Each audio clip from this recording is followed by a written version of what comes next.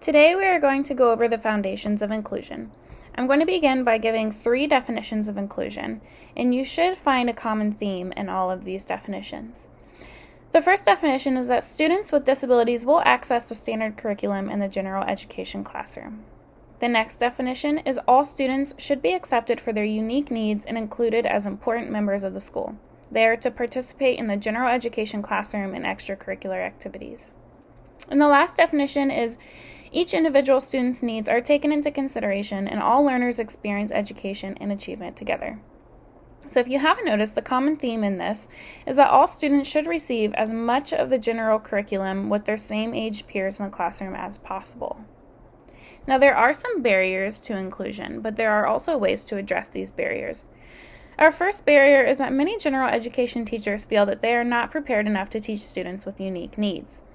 They feel that there needs to be a distinct program to walk them through how to teach students who need more intervention.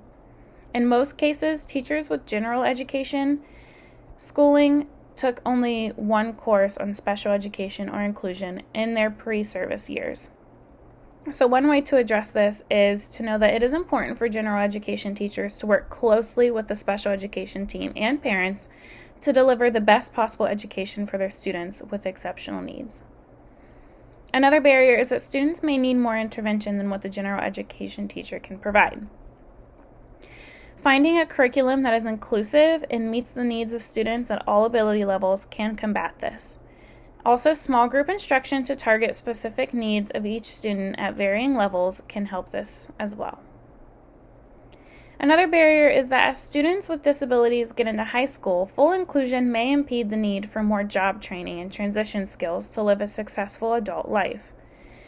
In order to determine what the student needs, all students' needs should be determined on an individual basis. Each student's placement should be based on what they need to succeed in academics and life skills and at what level of support they need in each area. There are several effects of inclusion on both the students with disabilities and the general education students.